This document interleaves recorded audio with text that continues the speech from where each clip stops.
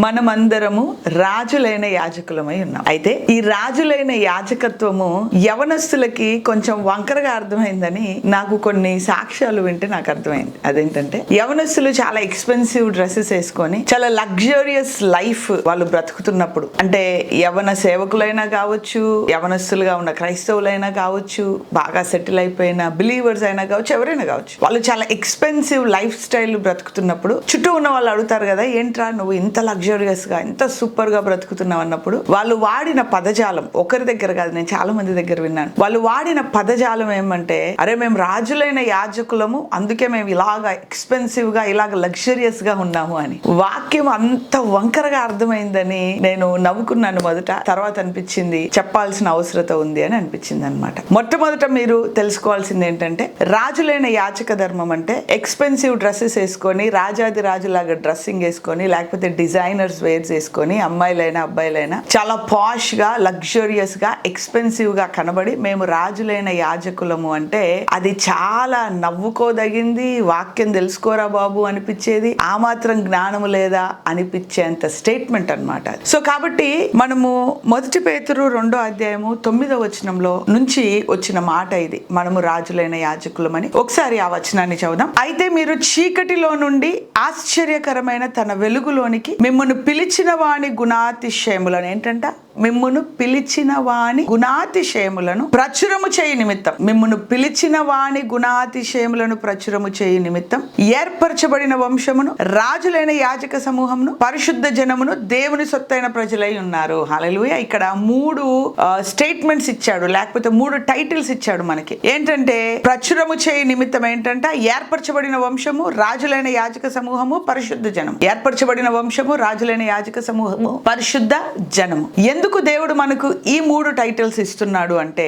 మిమ్మును పిలిచిన వాని గుణాతిశయములను ప్రచురం చేయడానికి. మిమ్మును పిలిచిన వాని గుణాతిశయములు, మనల్ని పిలిచిన వారు ఎవరు? యేసయ్య. ఆయన యొక్క గుణాతిశయాలను, ఆయనకున్న గుణము, ఆ గుణములో ఉన్న అతిశయము. అరిగడి గుణాతిశయము అంటే నీ గుణం బయటపడ్డదిలే అంటే నీ గుణం ఎలా ఉందో అలాగ బయటపడ్డది. గుణాతిశయము అంటే అయ్య బాబా ఇంత మంచి గుణమా, గుణాతిశయం. గుణాతిశయం అంటే ఎక్స్పెన్సివ్ మంచితనం, లేకపోతే చాలా రిచ్ మంచితనం, లేకపోతే అత్యధికమైన మంచితనం. సో దేవుడు మనల్ని చీకటిలో నుంచి వెలుగులోనికి పిలిచాడు. అంటే ఒకప్పుడు పాపం అన్న చీకటి, లోకం అన్న చీకటిలో మనం ఉన్నాం. సో దేవుడు తన రక్షణ ద్వారా మనల్ని చీకటిలోంచి వెలుగులోనికి పిలిచాడు. అంటే చీకటిలో నుంచి వెలుగులోనికి పిలువబడిన మీరు, నేను, మనందరం. మనను పిలిచిన వాడిని గుణాతిశయంలో ప్రచురం చేయం. అంటే మనం పిలిచిన వారు ఎవరు? యేసయ్య. ఆయన గుణము, ఆ గుణానికి ఉన్న అతిశయాన్ని ప్రచురం చేయడానికి దేవుడు మనల్ని రాజులైన యాజకులుగా ఎన్నుకున్నాడు. ఆయన గుణాతిశయాల్లో ఏది ప్రచురం చేయాలి అంటే, లెట్స్ సీ యేసయ్య యొక్క అవుట్ఫిట్స్ చూద్దాం. యేసయ్య యొక్క అవుట్ఫిట్స్ చూసినప్పుడు, ఆయన భూమి మీద 3.5 సంవత్సరాలు మనిషిగా ఉన్నప్పుడు, ఆయన సువార్త సేవ నిమిత్తం భూమి మీద తిరిగినప్పుడు ఆయన ఎలాగున్నాడు?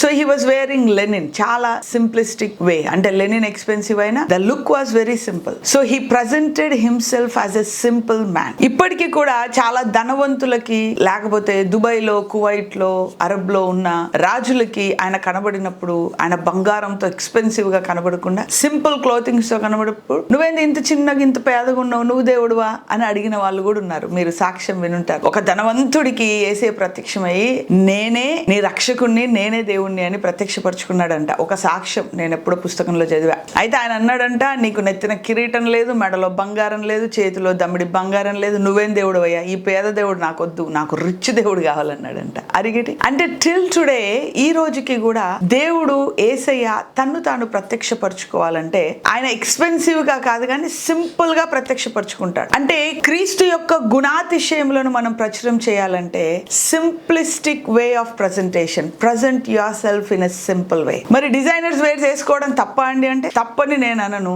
కానీ అది యేసయ్యని సింప్లిసిటీని ప్రత్యక్షపరుస్తుందా చూసుకోవాలి. నువ్వేమన్నా పెళ్లికి వెళ్తున్నావా, అంబానీ వెడ్డింగ్ కి వెళ్తున్నావా, వేసుకో డిజైనర్ వేర్స్, అక్కడ నీ ఇష్టం, అవునా? So because that is a different world. కానీ నువ్వు పుల్పిట్ మీద నిల్చున్నప్పుడు, when you are standing on the pulpit to represent Jesus, లేకపోతే నువ్వు సువార్త ప్రకటించడానికి వెళ్తున్నప్పుడు when you are standing to represent Jesus, యేసేను గుణాతిశయములను ప్రచురం చేయడానికి మనం ఒక సేవకులుగా, ఒక ఎవాంజలిస్ట్ గా, ఒక ప్రీచర్ గా, ఒక పాస్టర్ గా మనం నిల్చున్నప్పుడు ద ఫస్ట్ జనాలు చూసేది అపియరెన్స్. నువ్వు ఎలాగున్నావని చూస్తావు. ఆ అపియరెన్స్ ఫుల్ గా ఎక్స్పెన్సివ్ గా లక్షల్లో బట్టలు వేసుకొని నేను రాజులైన యాజకులు అంటే నీకు వాక్యం తెలియదు. ఫస్ట్ వాక్యం చదువుకో. నువ్వు దేవుణ్ణి ప్రజెంట్ చేయడానికి, యేసేను రిప్రజెంట్ చేయడానికి నిల్చున్నావు కాబట్టి పేదగా దిక్కులేనోడ్లాగా ఉండాల్సిన అవసరం కూడా లేదు. So Jesus wore the linen clothes. Those are expensive, very good quality linen clothes తో ఆయన ఉన్నాడు. But the look was so simple. ఆడంబరంగా, గంభీరంగా, వామ్మో ఎక్కడ కొన్నాడు ఈ డ్రెస్, యేసుక్రీస్తు నీ కొరకు మరణించాడు, తిరిగి లేచాడు అని చెప్తుంటే అది జనాల మైండ్కి ఎక్కదు. నీ డ్రెస్ ఎక్కడ కొన్నావు, ఆ డిజైనర్ వేరేంటి, ఇది ఎంత అయి ఉంటది, ఇవే ఆలోచిస్తుంటారు జనాలు. సో కాబట్టి క్రీస్తు యొక్క గుణాతిశయములను ప్రచురం చేయడానికి నువ్వు నేను ఎవాంజలిస్టులైనా, బోధకులైనా, సేవకులైనా సువార్త ప్రకటించే పని మీద ఉన్నప్పుడు మనల్ని మనము సింపుల్ గా ప్రజెంట్ చేసుకోవాలా. ఎక్స్పెన్సివ్ హెవీ అట్రాక్షన్ వద్దు. ఎందుకు వద్దు? తప్ప నువ్వు పో, అంబానీ పెళ్లికి పోయినప్పుడు వేసుకొని పో, లేకపోతే మీ ఇంట్లో పెళ్లి అయినప్పుడు వేసుకో, నీ ఇష్టం, ఏమన్నా తగిలించుకో, ఎంత వేసుకో, ఆ సందర్భం వేరు. దేవుని గుణాతిశయములను ప్రచురం చేసుకోవట్లా, నిన్ను నువ్వు ప్రచురం చేసుకుంటున్నావు అక్కడ ఆ పెళ్లిలో, ఆ ఫంక్షన్ లో.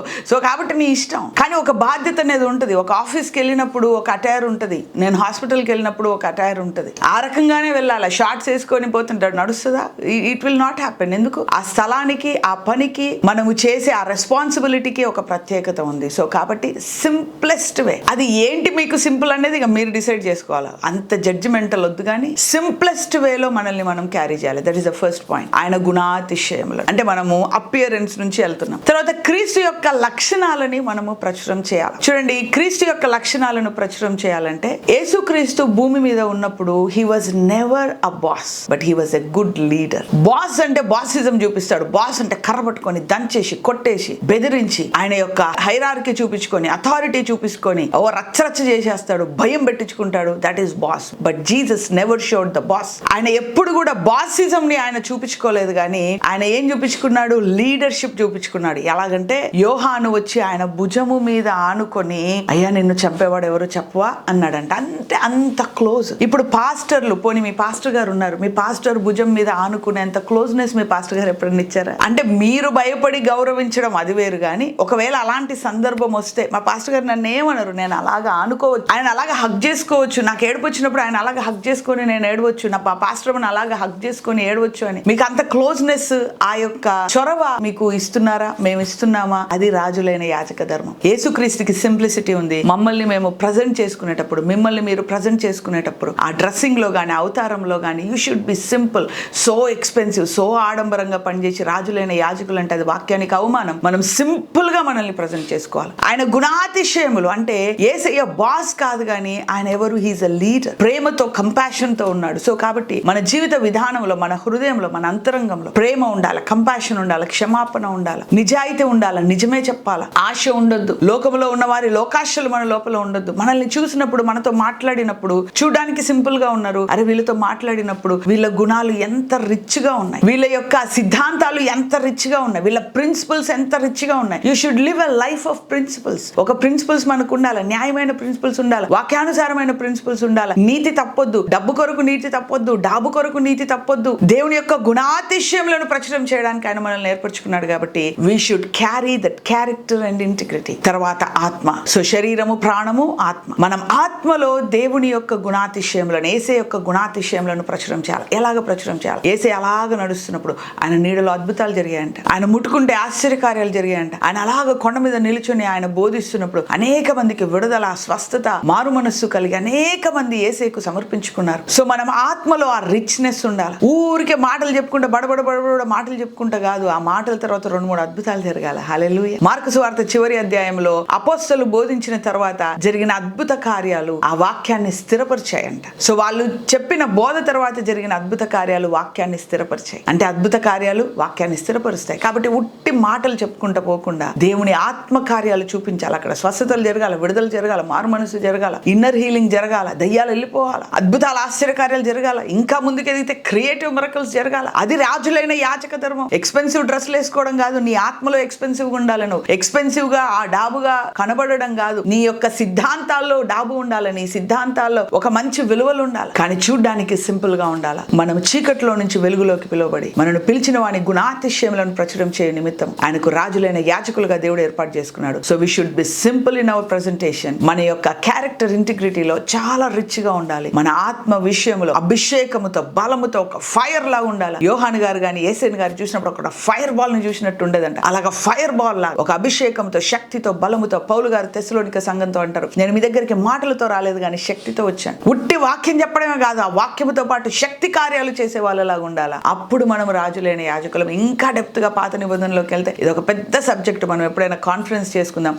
చూడండి, యాజకులకి తల మీద అభిషేక తైలం పోసేవాళ్ళంట. అంటే యాజకులు అభిషేకం లేకుండా ఉంటారా? అభిషేకం ఉన్న వాళ్ళు అద్భుతాలు చేయకుండా ఉంటారా? అంటే ఏంటి? రాజులైన యాజకులు అంటే they should be power packed individuals. Hallelujah. So కాబట్టి హోప్ యు గాట్ ఇట్. అట్లాంటి పిచ్చి పిచ్చి స్టేట్మెంట్స్ ఇచ్చి వాక్యానికి ఉన్న విలువను మీరు దిగజార్చకండి. అట్లీస్ట్ సి మినిస్ట్రీలో ఉన్న వాళ్ళు, ఈ వాక్యాన్ని వింటున్న వాళ్ళు, మనల్ని ఫాలో అవుతున్న వాళ్ళు, అట్లీస్ట్ ఈ రోజే మీరు ఈ వాక్యాన్ని వినుంటే గనక ఆ రాజులైన యాజకత్వం గురించి మీరు అర్థం చేసుకొని present Jesus in a right way, rich way. God bless you.